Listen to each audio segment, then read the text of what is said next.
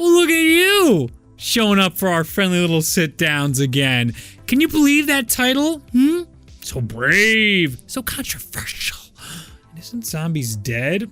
Well, yes, it is. But what a wonderful time to sit down and talk about Call of Duty Zombies now that I've had some much needed space from the franchise. The community has turned into quite an interesting state, but analyzing that is a whole nother episode. So right here, right now, we are starting my post-mortem for Black Ops 4 Zombies. This video is addressing one of the key features I felt were missing throughout Black Ops 4 Zombie season, and I'm providing suggestions on how to fix it. So, I don't speak for everybody, so I won't. These are my ideas, projections, biases, and interpretations of everything that happened this year.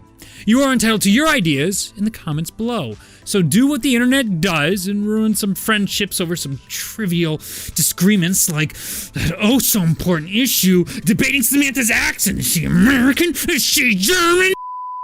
Let's go over those rewards for Black Ops 4 Zombies. Gauntlets first. For completing a gauntlet without going down, you receive a sticker to commemorate the nonsense you endured for 30 rounds, depending on your personal mood for that day. For example, here's the burnt out YouTuber who can't be bothered to finish it. This gauntlet sucks. Slap me sideways. I'm giving my Raid Shadow Legends sponsorship already. Raid Shadow Legends. Here's the YouTuber who is trying to get footage out as soon as possible to get views up but keeps dying. Yes? No! You believe that? Oh, you gotta leave a like on the video. You gotta leave a like on the video for me trying. You gotta leave a like for an attempt. Smash and like. Smash the like, please. I need this. Here's a YouTuber who wishes they were better at the game, so instead they just stream it, hoping to stumble through 30 rounds. Oh, they got me again. Oh, geez. Shucks. Guess we'll have to try that again. Thanks for the bit donations. Oh, soft lock. Gotta restart the console. Yay. Here's the chronic complainer who still plays the series no matter what. That's so stupid! Why would you do that, Treyarch? That's so dumb! You know, it's like too easy, but not hard enough, but then it's too hard. Ugh, why, Treyarch? Oh, I'm gonna tweet out how dumb this is. Oh my god, people gotta know. They have to know how they've ruined COD. You've ruined COD! The YouTuber that thinks the gauntlet is too easy. Good for him. Try hard. That gauntlet was too easy. Well, good golly, Miss Molly, you completed the gauntlet. You get a card you can showcase to the world. If you can get all those damn notifications to go away. Die! Just let me die! Let me die in peace! Enjoy the fruits of your labor as you flex in lobby while some idiot blares music over their microphones, or you can enjoy your accomplishment in this totally worthy moment when you get that sweet triple kill that shows on screen for about as long as it takes for my dog to react to a tennis ball dropping.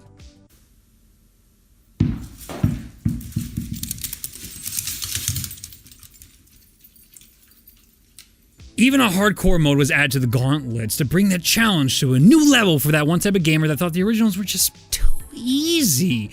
If you get through the Dark Souls-esque stress and walking on glass like joy to complete those gauntlets, your grand reward, it's an outline of a sticker. They changed the color just for you.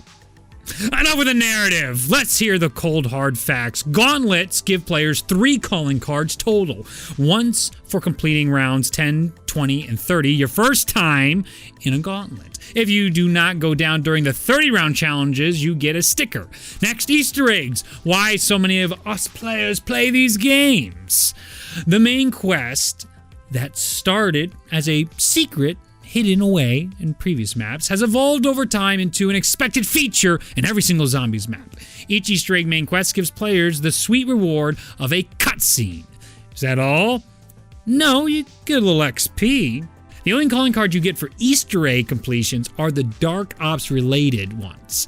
Dark Ops are specific challenges that return players with a calling card for their efforts, but are ultra specific and not necessarily a reward for doing an Easter egg. Next up is difficulty rewards. Hardcore and realistic mode net you slightly more XP per zombie kill. Normal has no different rewards, but easy has punishments. Hey! Do you want to find or finish any Easter eggs, but are kind of bad at zombies? Oh well, you might as well watch them online because they are turned off in those modes as well as in mutations. Speaking of mutations, you receive no rewards for playing any of those either. So why load up the mode? Leveling up grants you access to add attachments to your weapons, which come with their own camo challenges, unlock perks, and equipment for use on your custom loadouts. When a player gets to the max level, they can choose to prestige. They receive a new icon by their name and a token to permanently unlock one of the items players receive during their 55 levels of grinding. The reward is a prestige coin. You can argue that you get all the weapons unlocked forever by finishing all 55 levels the first time without prestiging. But you would be missing out on that sweet player rewards like new icons, calling cards, and the inconvenience of using that one gun you spent 5 hours upgrading to max level only to find it stripped clean on this playthrough because, of course, you had to try and get Master Prestige. Can't forget those bragging rights. Late in Black Ops 4's life, contracts were put into the game to help players receive level XP, loot boxes, and plasma. Yes, I didn't forget to mention plasma, as you might have been banging your screen in during this whole video waiting for that to come up.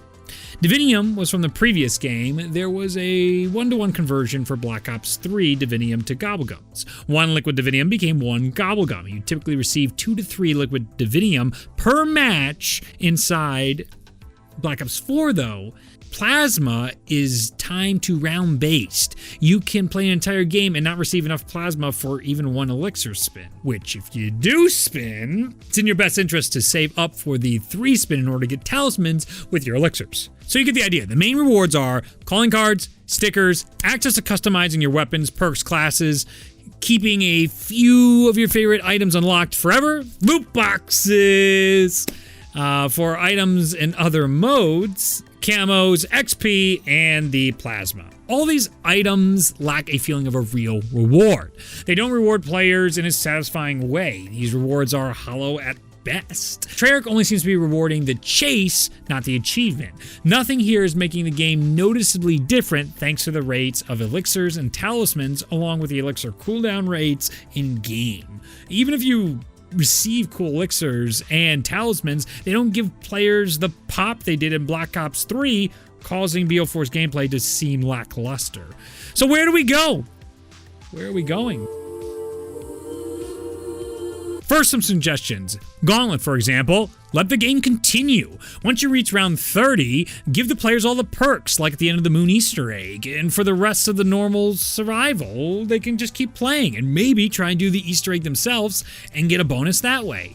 For certain challenge completions inside the Gauntlet, Treyarch should have given players a chance to unlock some of the challenge conditions for players' own use. For instance, having no HUD would be a great feature to toggle on and off if you wanted to, since the challenge was built into a Gauntlet mode. The specialized rounds that feature gun game or strange zombie behavior should have been implemented into mutations, so you can play those on your own time and give that mode more value than it already had. Each reward can synergize with other modes they invested so much time and money into. Easter egg quests can't and shouldn't keep ending the games. Instead, they should give players a whole list of rewards for completing their Easter egg. I'm suggesting players get the ability to play Easter eggs inside mutations once they complete it for the first time, allowing for crazy permutations of Easter eggs or fun explorations for players who only managed to do it maybe once. Well, one of the best experiences in gaming for me is getting all the tools to play once you beat a game completely.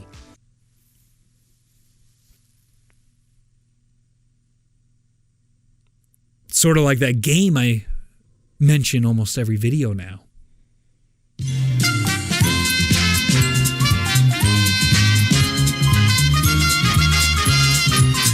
Outfits give players a way to show off what they completed. Just like a side quest Easter egg, outfits are the clear desire for players in this day and age. It was leaked that Treyarch has been thinking about putting in outfits since pre-Black Ops 3.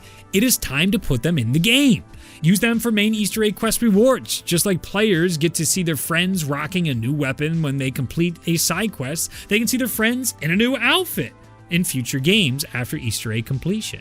There should be a general rule of thumb. The more tedious the quest, the better the payoff. All the main Easter eggs only end with a cutscene that can be found on the internet in a day or two after launch. So few of the steps in the main quest offer gameplay experiences fun enough to justify the tediousness of each of the quests. Give players a special gun camo, signature weapon rewards, or new weapons for completing main and side quests, Easter eggs, and zombies. Blood of the Dead's Golden Spork Knife quest is an excellent example of a long, unfun side quest that doesn't reward players properly given the difficulty or tediousness of the quest. An equal reward would have let the knife be a one-hit kill forever. Zombies have never been above putting in overpowered weapons or items into the game mode. The specialist weapons take away almost all the value of every other damage outputting item inside Black Ops 4 Zombies, and it comes for free.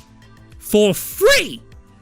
The rewards aren't there in BO4. For gameplay challenges, Black Ops 3 had time attack challenges that rewarded players for playing fast, letting them get to use special weapons in a new application.